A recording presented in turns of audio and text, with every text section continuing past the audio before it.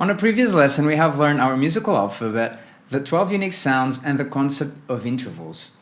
So today we're going to learn how to name chords, what are triads, and a little bonus at the end of the lesson. So let's get to it. Okay, so today we're going to do the lesson with the keyboard, and the reason is very simple. It's because on a piano, there are no repeated notes, and it has a very clean, very intuitive visual to it. So you have your 12 unique sounds all in a row, and it makes it very practical and simple to explain and to learn theory, music theory.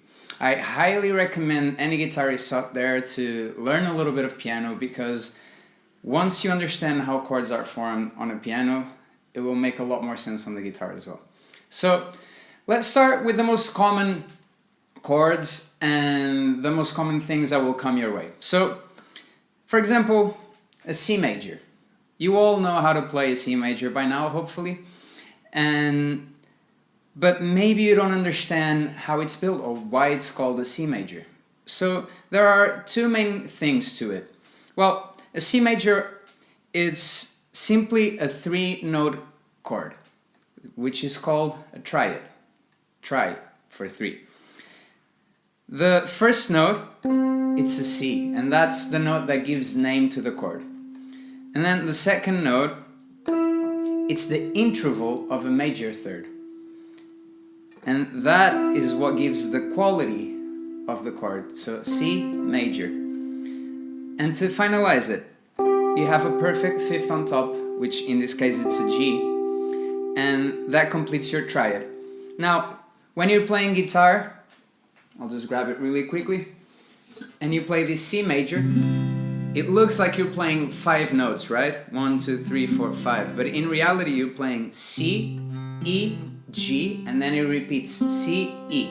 So on the keys, that would be C, E, G, C, E. So this is actually where you're playing on the guitar. Now, what if you wanted to make this C major a minor chord? Well, remember, the first note gives you the name of the chord, and the second note gives you the quality. So that means that we need to turn this first major third interval into a minor third. And to do that, we simply flatten that E into an E flat. And now we have a C minor. Now, if you haven't watched the first video that I did on the table of intervals, maybe take a look into that just to hear the sounds and be more familiar with all the names. But let's take it slowly and understand, why is this E a major third? Well, referring back to that table, we can see that if we start on C, this C sharp would be a minor second, this D would be a major second, this E flat would be a minor third, and this E would be a major third, right? How do we know that this G, it's a perfect fifth? Well, we can keep counting, right?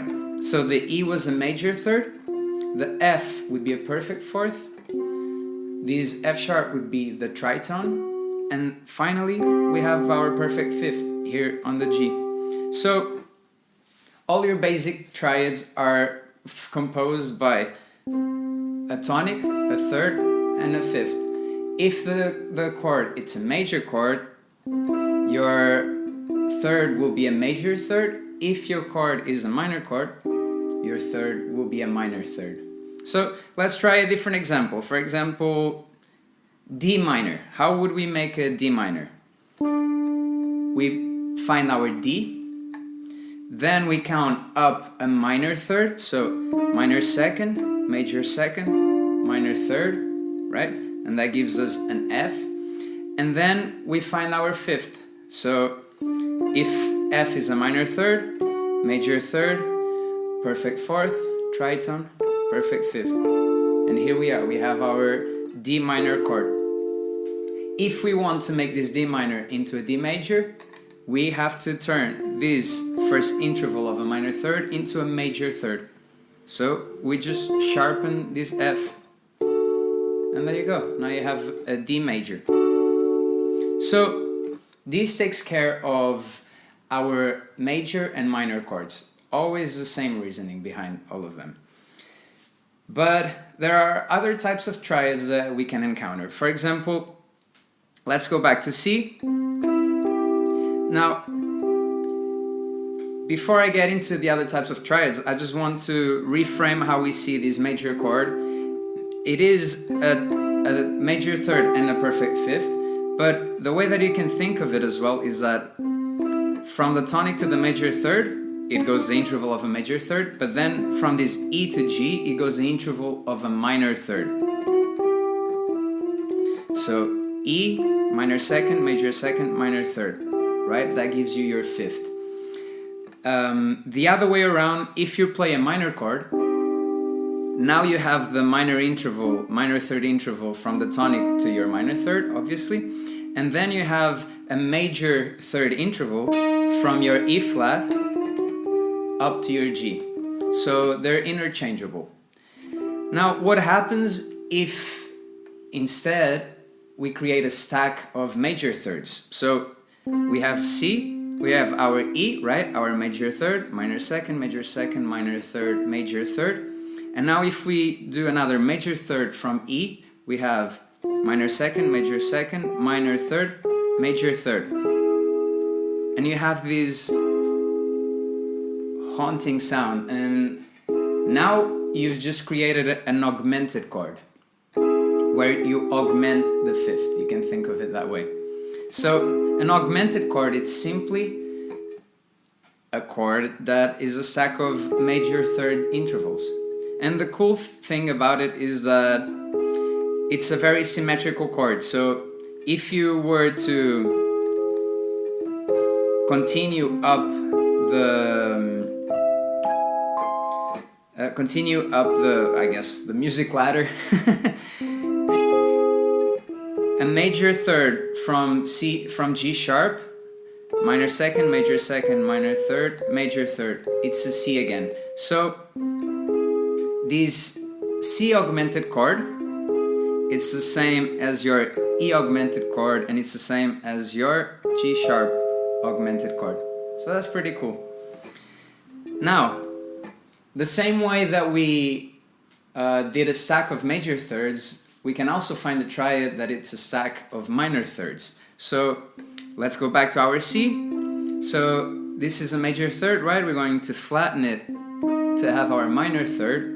And now we're going to find another minor third on top of it. So minor second, minor third. And you get this tense interval, and this is called a diminished chord or a diminished triad. And a diminished triad is a stack of minor thirds. So whereas the augmented chord, it doesn't really appear on a major scale naturally, the diminished triad is the 7th degree of a scale. So for example, in the scale of C major, if we make a chord starting from the 7th degree of the scale, we get a diminished triad, which naturally occurs in the scale, which is pretty cool. So these are the 4 types of triads that you might encounter. Now, what other things can we name or can we understand through understanding the names of the intervals? For example, if instead, let's say we're playing this C major chord, and instead of playing this major third here, I just play a D down here. You might be familiar with this sound. It's very used on guitar and, well, in a lot of songs in general. And this is called a sus chord. And in this particular case, it's a sus2. Why is it a sus2? Because we're using our major second interval. And because we don't have a third defining whether the chord is major or minor, it is suspended, sus. Now, you might be guessing it that if taking out the third and adding the 2 makes it a sus2, if you take out the third and add a 4th, makes it the sus4 that you might have heard of. So this is how you make those suspended chords, simply by omitting the third and instead replacing it either with a major second for a sus2 or with your perfect fourth for a sus4. And they sound really beautiful if you then resolve it onto a major chord or to a minor chord. So hopefully by now you're understanding the power of knowing the names of the intervals and how naming chords is simply stating what intervals you're playing within the chords that you're making. So as a bonus, like I said, other types of chords that you'll encounter and very often and is very useful to understand how to name them are seventh chords. So seventh chords will have 4 different qualities of chords because there are 2, either a major third or a minor third, or a major 7 and a minor 7th. So if you mix all 4 together, you will have 4 different types of chords. So the first one will be a major 7 chord. So when you hear a major 7 chord, it means that you're playing a major chord with a major 7 interval on top of it. Now, if you flatten this major 7 on top, you get what is called a dominant chord. So a dominant chord, and often written as the letter that gives name to the chord plus a 7, so without any indication of if it's major or minor, it is indeed a major chord with a minor 7th. So for that one, you just have to know that whenever you see written, for example, A7, that you're playing a major chord with the minor 7 on top. So that is also called and known as a dominant chord. Cool, so that gives us a major 7 chord, major chord with a major 7, a dominant chord, a major chord with a minor 7, and now we have 2 types of minor 7th chords as well. So we have a minor 7 chord, which is a minor chord, so minor third on the bottom, like we learned before, and then a minor 7th on top. But we also have a minor major 7 chord, which has this cool sound. And that is a minor chord with a major 7 on top. Cool. So these are most of the chords and the majority of things that you'll encounter. Another little thing that maybe would be useful to understand is, let's go back to this C major that we played at the beginning. C major is composed by 3 unique tones, right? In this case it's C, E, G. Now we can do something that is called an inversion, where we bring this C and we put it up on the next octave. Now, even though now we don't have the C at the beginning, like I said, to name the chord, it's still composed of the 3 unique tones that compose the C major. So this is what we call an inversion. In this case, it's our first inversion of C. And if we bring now this E up an octave, we get our second inversion of C. If we bring the G up an octave again, we go back to our root position. So this is, I would say, the exception where you don't have the note that gives name to the chord at the bottom, but at the beginning it's useful to maybe construct your chords in root position just so that you get more familiar with it. And once you know very well that, for example, the C major chord is composed by C, E, G, you can start inverting them and still know that if you're playing an E, a G, and a C, that it still is a C major chord, okay? So on the guitar, obviously all of this is a little bit harder to visualize. An inversion on the guitar would simply be playing these 3, then playing the 3 next strings, and then playing the 3 next. And that would give us this sound. It's just the same that I did on the guitar. And I will do a video on a later week where we're going to look at the guitar and try to understand a little bit better how it's constructed and how to visualize the chords on the guitar a little bit better. I hope this lesson was useful.